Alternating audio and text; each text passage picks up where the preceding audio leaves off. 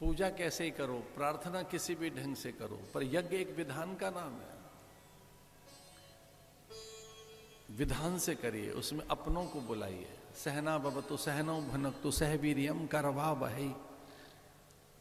अपनी छूट न जाए। ये जो अपनों का दायरा है, जो अपनों की परिधि है, ये बढ़नी चाहिए, इसे घटाओ मत। जो बहुत संकीर्ण है, क्षुद्र मानसिकता के साथ जीते हैं, वो बहुत छोटे मन के जो लोग हैं, उनके अपनों का जगत इतना सा होता है, मुट्ठी भर। ये हमारे अपने हैं, वो कौन है? वो पराये हैं। अपनों का जगत बड़ा कीजिए। अपनों में जब अपनों की संख्या की जाए कि मेरे वाले कौन से, हमारे कौन से, अपने कौन से हैं, तो उसमें सारे मनुष्य आपको अपने दिखाई दें। सारे मनुष्य, सारे प्राणी, पशु पंछी, परिंदे, वनस्पतियां, झील जलाशय, नदियां, अपनों का संसार आकाश तक जाए। लोकाहा समस्ताहा सुखिनो भवन्तु। जब आप कल्पना करें कि भाई हमें अपनों को सुख पहुंचाना है, मैं सुखी, अच्छा आप अकेले सुखी और आपके अपने दुखी हैं, तो ये कौन सा सुख है? आप तो सुखी हैं लेकिन आपके अपने दुखी हैं, तो ये कौन सा सुख है भाई? आपके परिजन पुरजन, बंधु बांधव, आपका पूरा पड़ोस, ये प्रकृति पर्यावरण, अगर इसमें सौख्यता नहीं है, संतुलन नहीं है, साम्य नहीं है, यहाँ व्यवस्था नहीं है, यहाँ उन्नतता नहीं है, ये स्वस्थ नहीं है, स्वच्छ नहीं है, तो कौन से स्वास्थ्य और सुख की कल्पना कर रहे हैं आप? इस अपनों का जगत इतना बड़ा है। लोकाहा समस्ताहा सुखिनो भवन्तु। निरामयता मेरे लिए नहीं, मैं ही हेल्दी वेल्दी न रहूं, ये पूरी प्रकृति में हेल्थ वेल्थ रहे, इसलिए ये बात कही गई, सर्वे भवन्तु सुखिनः सर्वे सन्तु निरामया। निरामय कहते हैं स्वास्थ्य को, और स्वास्थ्य का केवल अर्थ शारीरिक स्वास्थ्य नहीं, मानसिक स्वास्थ्य भी। ये मेंटल फिटनेस बहुत जरूरी है। कुछ लोग देखने में बड़े अच्छे लगते हैं, पर मेंटली वो कितने फिट हैं, ये तो एक बड़ा प्रश्न है। बड़ा प्रश्न है भैया। इसलिए इनको नहीं बुलाना है, उन्हें मत बुलाना, मना कर दिया, उस तक संदेश नहीं पहुंचाना है। वो असुचि है, असभ्य है, अशिष्ट है, अमंगल वेश धारण करता है महादेव। तो जो अमंगल वेश धारण करता है, श्मशान में रहता है, मुंड की माला धारण करता है, अरे देखो तो सही, चिता भस्म माथे से लगाता है। तो जो चिता भस्म माथे से लगाता हो, श्मशान में रहता हो, भूतों का सरदार हो, हमारे यज्ञ अपवित्र हो जाएगा। बुलाना नहीं उनको।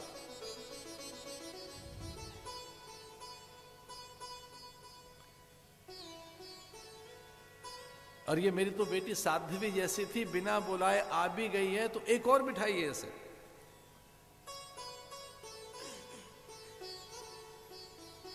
अरे देखो ब्रह्मा, ये मेरी पुत्री साध्वी जैसी थी, लेकिन ये भी वैसा ही अमंगल वेशधारी के साथ बन गई है। दत्ताबत मया साध्वी। देखो तो सही, ये मेरी बेटी, इतनी उपेक्षा हुई, बहनें मिलने के लिए आई, लेकिन पिता का कोप देकर पीछे हट गई। माँ थोड़ा आगे बढ़ी, लेकिन माँ भी पीछे हट गई। अपनों से तिरस्कृत होकर वो स्वयं को संभाल नहीं पाए। ददर्श देव रत कल्मषा। महादेव का वो ध्यान करने लगी कि देखो मैंने ठीक नहीं किया, उनकी अवज्ञा करके यहां पहुंची हूं। तो भगवान का ध्यान करके यज्ञ कुंड में कूद गई सती, कि तेरा यज्ञ ही मैं विध्वंस कर दूंगी। तो मेरे महादेव का अपमान कर रहा है। शिव पुराण में बड़ा सुंदर सा एक श्लोक आता है, महादेव महादेव महादेवेति यो वदेत एकेन लभते मुक्ति द्वाभ्याम शंभुर्णी भवेत। भवानी कहने लगी, मैं शिवानी, सती कहने लगी, जिस महादेव का एक बार स्मरण करने से मुक्ति प्राप्त हो जाती हो, आपने बड़ा जघन्य अपराध किया है। ये यज्ञ तो विध्वंस होगा ही, पर महादेव कुपित हो गए तो प्रलय पैदा हो जाएगी। महादेव महादेव महादेवेति यो वदेत। एक बार भी कोई महादेव कह दे तो भगवान प्रसन्न होकर मुक्ति दे देते हैं, और दूसरी बार में तो उन्हें अच्छा नहीं लगता कि मैं अब ऋणी हो गया भक्त का, कुछ और क्या दूं, मुक्ति के बाद कुछ और तो है ही नहीं देने के लिए। एक न लभते मुक्ति द्वाभ्याम शंभु ऋणी भवेद। अब तो मैं ऋणी हो गया इसका। मैंने ऐसे मेरे पति की अवज्ञा और अपमान किया है, कूद गई यज्ञ कुंड में।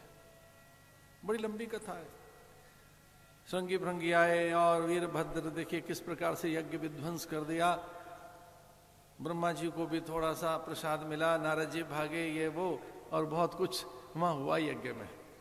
सर काट दिया गया उसका, दक्ष का। भगवान प्रसन्न हुए, बाद में बकरे का सर लगाया गया। भगवान ने उस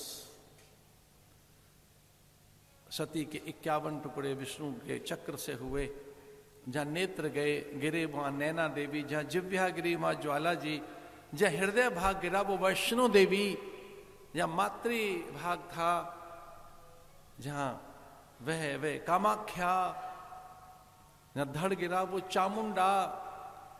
ऐसे 51 पीठ, जहां मस्तक के तृतीय नेत्र, तीसरा नेत्र जहां भगवान पराम्बा का तृतीय नेत्र जहां गया, वो माया भी, उनकी संपूर्ण शक्तियां, वो हरिद्वार माया देवी। हृदय भाग है वैष्णवी, कामाख्या जमा। लोक कल्याण के लिए माने इतने रूप धारण कर लिए। लेकिन दक्ष मत मानो अपने को, मैं निपुण हूं, तज्ञ हूं, मैं बहुत बड़ा बन गया, मैंने सब कुछ सीख लिया, जान लिया। ऐसे उस दक्ष ने प्रार्थना की, बाद में भगवान के अनुगत हो गया। भगवान ने वरदान दे दिया फिर, और भगवान ने कहा भाई तेरे घर तो नहीं रहेंगे। वो कह रहा था मेरे पास ही रहना होगा जीवन पर्यंत। भगवान ने कहा तेरे यहां आते जाते रहेंगे। जामाता को, दामाद को ससुराल में नहीं रहना चाहिए, मान घट जाता है। तो फिर पूछा दक्ष ने कहाँ रहोगे? उन्होंने कहा अपने घर में रहेंगे। वो हरिहर आश्रम में मृत्युंजय बनकर रहते हैं। वो 12 ज्योतिर्लिंगों में है, वो रामेश्वर हैं, द्वारिका सोमनाथ हैं, ऐसे भगवान के। लेकिन ये बिल्कुल सही हम बता रहे हैं कि वो हरिद्वार में जब उन्होंने वचन दिया इस प्रकार का, तो मृत्युंजय के रूप में हम भाग्यवान हैं। उनके दर्शन, स्पर्श और अभिषेक का हमको अवसर मिलता है उन भगवान का। मन की बात है, वो तो महादेव हर जगह, कण कण में शंकर है, हर कण में शंकर है। लेकिन दक्ष की बुद्धि सत्संग से ही ठीक हुई, सत्संग से ही लाभ मिला। रुचि नाम के प्रजापति से आकुति का विवाह, यज्ञ दक्षिणा का जन्म हुआ। यज्ञ भगवान प्रकट हुए, यज्ञ से ही पर्जन्यों का आगमन होता है। यज्ञ है जो साम्य संतुलन रखता है। द्युलोक में, महदलोक में, पर्जन्य लोक में। ये जो पर्जन्य लोक है, द्युलोक है, इनमें ये यज्ञ से ही साम्य संतुलन रहता है। यज्ञ से ही देवता चैतन्य रहते हैं। अगर देवताओं को साकार करना हो तो यज्ञ कीजिए। यज्ञो वह विष्णु, यज्ञ विष्णु है साक्षात। यज्ञ कुछ और नहीं, साक्षात नारायण है। अगर यज्ञ करना सीख गए तो नारायण आपके घर में होंगे। यज्ञ कीजिए। यज्ञ करने से पर्जन्य लोक स्वस्थ रहते हैं, द्युलोक स्वस्थ रहता है, धरती स्वस्थ रहती है। पर्जन्यों से अन्न पकता है, अन्न में पौष्टिकता आती है, अन्न पूरा पूरा बनता है, अन्न में अधूरापन नहीं रहता। यज्ञ से पूरी प्रकृति स्वस्थ होती है, वातावरण पवित्र होता है, उसमें मांगल्य आता है, निरोगता आती है, निरामयता आती है। इस प्रकार से इस सृष्टि का क्रम है। फिर उन्हीं के पुत्र उत्तानपाद। इन 3 कन्याओं के बाद पुत्र हुआ उत्तानपाद, पूरी धरती का स्वामी। उत्तानपाद का अर्थ है कि उनकी भुजाएं घुटने तक आती थीं और थोड़ी नीचे तक। जो प्राय महापुरुष होते हैं उनके हाथ लंबे होते हैं, कान लंबे होंगे, पैर छोटे होंगे, कंबोगिरिवा कंठ होगा, उन्नत ललाट रहता है। उनके कई लक्षण बताए महापुरुषों के।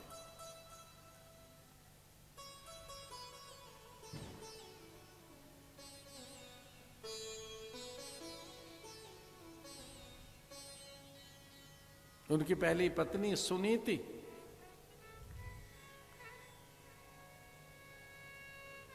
जिनका साधु सेवा में मन लगता था। वो प्राय गौ सेवा में रहती थी, संत सेवा में रहती थी। इस पूरी धरती की साम्राज्ञी, उस समय तो ये पूरी पृथ्वी के ही वो शासक थे, पूरी धरती के वो शासक थे। उत्तानपाद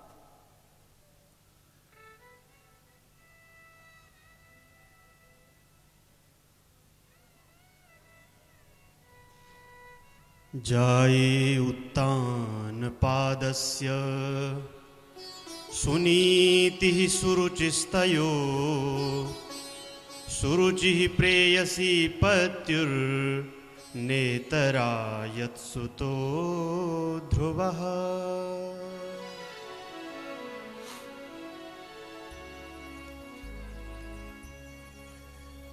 दूसरी पत्नी पर अधिक स्नेह।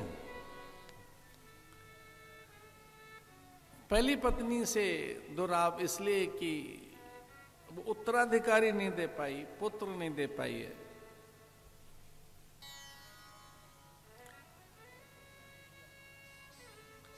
पर्यटन देशाटन की कामना के साथ निकल गए उत्तानपाद।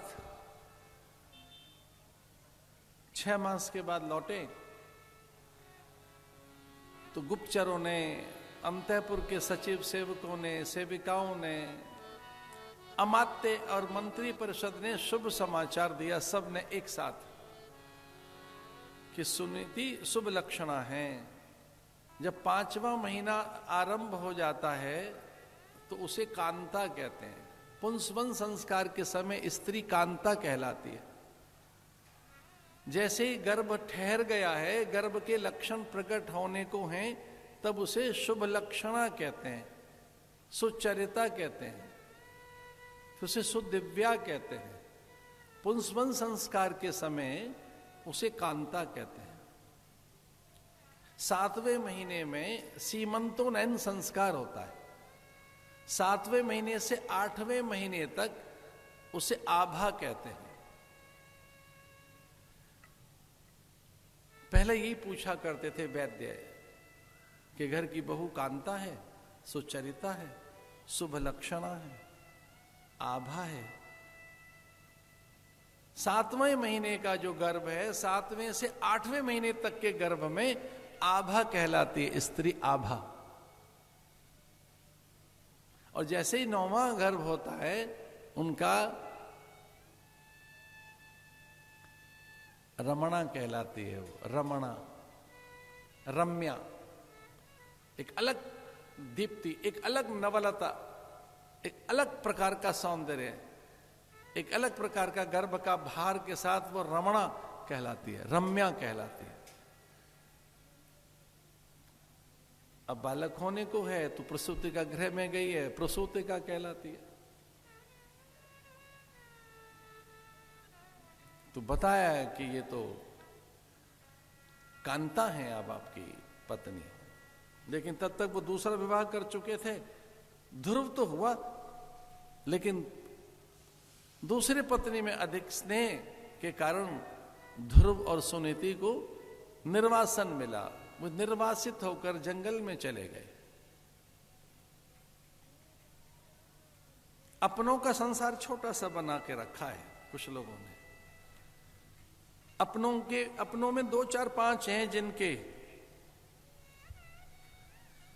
अपनों में बस थोड़े से लोग हैं, इतने से। साधु के अपनों में पूरी दुनिया उसकी अपनी है। राजा अपनी पत्नी को वहां स्पेस नहीं देख सके, घर में जगह नहीं है, अपनों के लिए घर में जगह नहीं है। अब अपनों की भी कोई अलग तरह का वर्ग है, अलग श्रेणी है अपनों की, ये वहां नहीं जा पाएंगे इतनी दूर, यहीं के रखो इनको, अपने थोड़े से ही हैं अपने। स्वजन बंधु बांधव कहीं है नहीं अपनों में, जो अपने हैं वो अपनों में नहीं रहे, पराये अब अपने बनने लगे हैं। अरे मारा कथा में क्या बात कहें आपको, दीवारें गिराइए, वर्जनाएं अर्गलाएं तोड़िए, सीमांकन कीजिए बड़ा, आज से ही थोड़ी सी लिस्ट में औदार्य के साथ दूसरों का भी नाम जोड़िए। कथा से निकलो तो अपनों का संसार जरा बड़ा कर लेना, उसे छोटा मत रहने देना। पत्नी बाहर चली गई, उसकी अवज्ञा, उसका अनादर, ज्येष्ठा पत्नी का, उसका जो सुचरिता, सुशीला साध्वी यत्र नारायण परायण, शुभ लक्षणा सुशीला नारी, जो नित्य नारायण के पारायण थी, उन्हें जंगल में भेज दिया।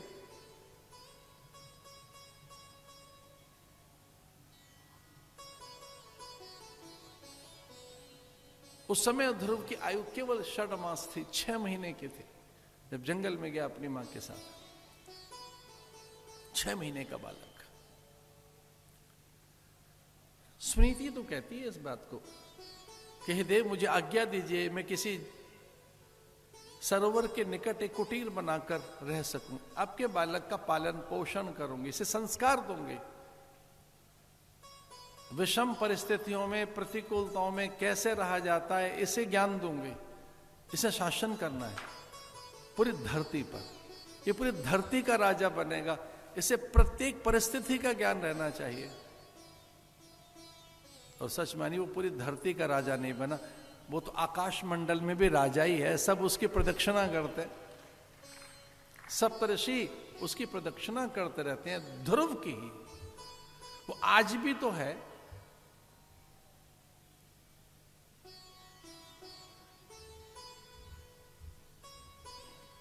अब वो 6 साल का हो गया, 5-6 साल का बालक,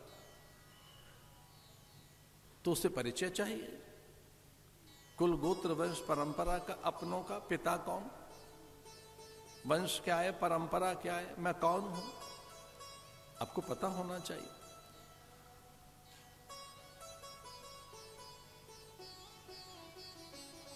एक बार तो हम बिल्कुल चकित रह गए जब किसी से हमने गोत्र पूछा उनका, हमने पूछा आपका गोत्र क्या है, और वो उत्तर नहीं दे सके, बोले गोत्र का पता नहीं है।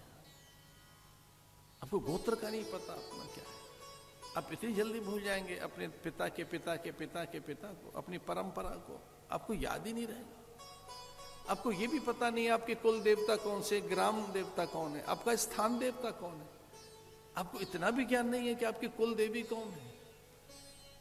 इसका अर्थ अपने सत्संग नहीं किया, आपके साधु ब्राह्मण नहीं आते क्या, आपके आचार्य का अभाव, घर में आचार्य कभी आए नहीं, आपको यही नहीं पता आपका गोत्र क्या है, आपकी देवी कौन सी है। अरे हम पंचदेव उपासक हैं, पहले हम गणपति आराधन करते हैं, सूर्य को अर्घ देने वाले हम प्राणी, महादेव का अर्चन करने वाले हम भक्त, भगवान नारायण के बिना हमारा जीवन नहीं है, और दुर्गा के बिना कोई सत्ता नहीं है, अस्तित्व नहीं है जीवन का। हम पंचदेव उपासक हैं, भगवान ने ये पंचायतन उपासना दी। एक काल ऐसा आया कि जब वेद अप्रमाण है ऐसा कहकर विधर्मियों ने यहां वातावरण दूषित कर दिया, तब स्वयं महादेव प्रकट हुए आचार्य शंकर के रूप में, और उन्होंने ये व्यवस्थित किया सनातन धर्म को। वो सनातन धर्मोद्धारक भगवान भाष्यकार ने ये पंचायतन उपासना दी, बताया, मठामनाएं व्यवस्था दी। अरे पता तो हुआ आपके देवता कौन से हैं, किन्हीं से पूछो आपके इष्ट कौन से हैं, तो फिर वो सर खुजाने लगेंगे, इष्ट हाँ ये है। 2-4 किसी के भजन सुने अच्छे तो वो ही हमारे हैं, जहां से काम बने। अरे भैया पूछो अपने गुरु से, मेरा इष्ट कौन है, मंत्र क्या है, क्या संप्रदाय है हमारा, उपनिषद कौन सा है हमारा, करें क्या, क्रम तो पूछो। और वो सब सीखा उसने अपनी मां से। मां पहली गुरु है।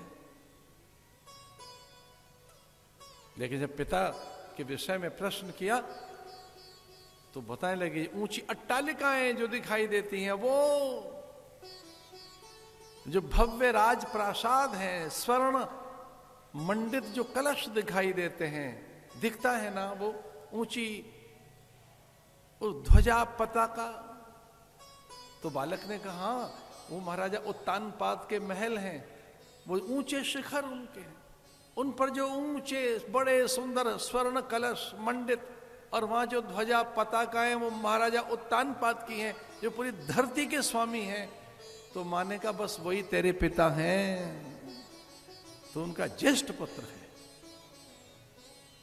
उसने कहा मैंने बड़ी कहानियां सुनी है कि उनकी दो पत्नियां, एक सुनीति एक सुरुचि, एक उसका बालक, तो क्या वो मैं हूं, वो मैं ध्रुव मैं हूं। फिर तो दौड़ पड़ा वो बच्चा पिता के दर्शन के लिए।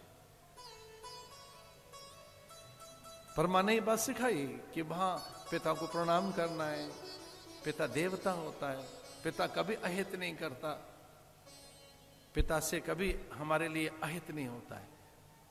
पिता देव होता है, परमात्मा स्वरूप होता है, हम उसके अंश हैं, वो हमारा अंशी है। आत्मा वे जायते पुत्र, पुत्र कुछ और नहीं, हमारी तो आत्मा है, हम उसी के तो हैं। आत्मा वे जायते पुत्र, पुत्र कोई और नहीं, हमारी आत्मा है, वो हमारा ईश्वर है, वो पहला गुरु वही है, वहीं से हमें जीवन मिला है, जीवन दाता है, वो जननी है। इसलिए वहां प्रणाम करना, उनकी अवज्ञा न हो जाए, उनके सम्मान में कोई विपरीत आचरण न हो जाए। और वहां तेरी मां भी रहती है, तो उनके किसी आचरण से आहत मत होना, दुखित मत होना। मां के किसी भी आचरण को विपरीत मत मानना। मां का भिन्न स्वभाव है, वो एक विचित्र स्वभाव की है, वो अपने स्वभाव के कारण ही तेरे से व्यवहार करेगी। पर आप उनकी अवज्ञा मत करना, मां का अनादर मत करना, ये सीखो। सच मानिए, अनादर मत करो किसी का। एक सीक्रेट बता रहा था आपको, याद रह सके तो, एक बहुत गहरा रहस्य बता रहा हूं। जीवन भर कुछ देते रहना लोगों को, धन मान सम्मान द्रव्य, कितना ही कुछ देते रहना, लोग उसे हो सकता है कि भूल जाएं। लेकिन आपने किसी का अनादर किया है, अपमान किया है, तो कभी नहीं भूला जाएगा, कभी नहीं। आपने किसी के लिए अपवचन कहे, दुर्वचन कहे, आपने कटु वचन कहे, मर्मांतक वचन कहे, आपने किसी का अपमान कर दिया है, अनादर कर दिया है, जीवन भर देते रहो लोगों को, आदर देते रहो, सम्मान करते रहो, बहुत कुछ करते रहो, भूल जाते हैं लोग। लेकिन वो अपमान तो कभी नहीं भूलते।